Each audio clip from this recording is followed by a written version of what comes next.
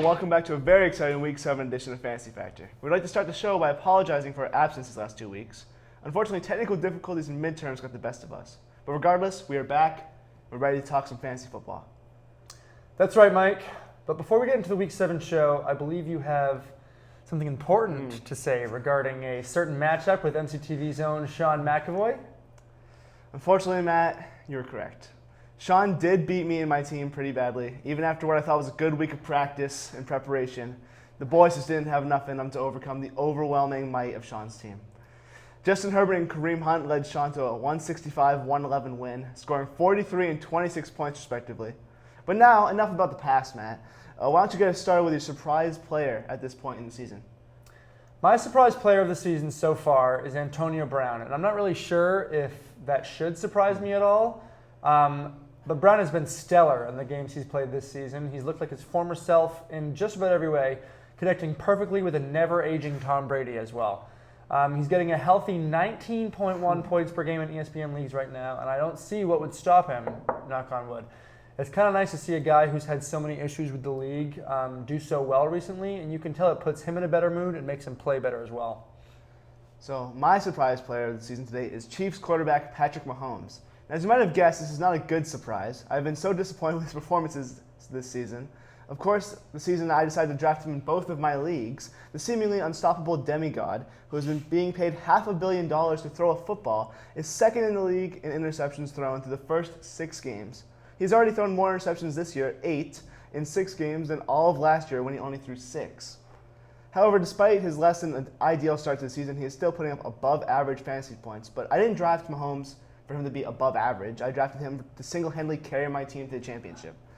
I expect this week's matchup against the Titans to be a huge indicator of whether or not Mahomes and the Chiefs will be able to turn things around and get back to being unstoppable. So now for my rant, Matt, why don't we revisit our ad drop picks from week 4 and see how these picks have played out after 3 weeks.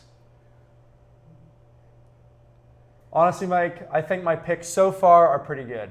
I told our wonderful viewers to add Hunter Renfrow, and he's sitting at almost 13 points per game right now, which is pretty good, especially if your league has quite a few members in it.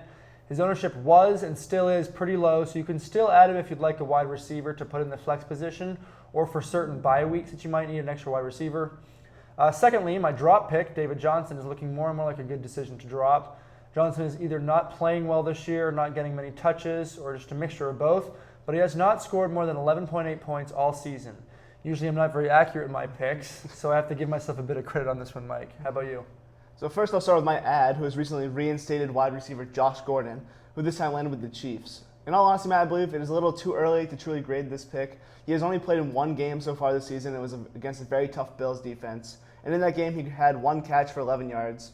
But I believe that as the season progresses and he becomes more familiar with the playbook and the offense, he'll begin to become a rather effective 3rd and 4th option on a usually dynamic Chiefs offense. And then to my drop from week 4, who was the former Ohio State running back, now currently 49ers running back, Trey Sermon. I would say this drop was a generally good suggestion since in the 2 games he has played since week 4, he's put up a combined total of 9.6 fantasy points. Granted, he only put up 12.2 in the first 2 games, so maybe you should go under a whole new category of players you should just not have on your team at all.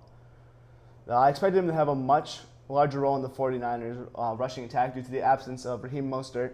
Granted, the 49ers have not prioritized the ground game this year, and they only have 610 yards as a team. Derrick Henry has 100 more than that. And to be fair, Sermon, he currently ranks 2nd on the team in carries and yards, and is averaging 4.4 yards per carry. So perhaps it's more of a scheme issue than a production issue. All right, Mike, let's move on to the pick'em game of the week. Why don't you just start with your thoughts on Chiefs versus Titans? So strictly for the sake of my fantasy team, who is now a mediocre 3-3 record, I'm going to say the Chiefs, but ultimately, I'm going to have to say the Titans are going to win this game. As I mentioned earlier in the show, Mahomes has not played up to his usual otherworldly level, and because of that, I've been losing games that a 50-piece from Mahomes would have won me. I believe that this game will come down to whoever gets the ball last because both defenses have proven they are not great and struggle against strong offenses, which both of these teams possess.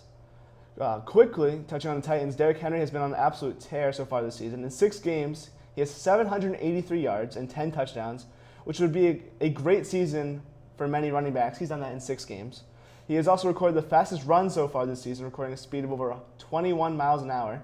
And I expect both offenses to come out firing, but ultimately for the Titans and Henry to prevail in a high-scoring affair. I got to go with the Titans on this one too, Mike. They're just riding high off that win against the Buffalo Bills, who, by the way, crushed the Chiefs the week before the Bills did. I think the Titans can pull off a win. Derrick Henry's an absolute monster, and as long as Tannehill, the receiving core, and the defense can just stay stable, this game should go Tennessee's way. Of course, I can't leave out the Chiefs. As streaky as they are, they're still a loaded roster with tons of talented players. It'll be interesting to see how they perform this week, especially with the shaky Patrick Mahomes.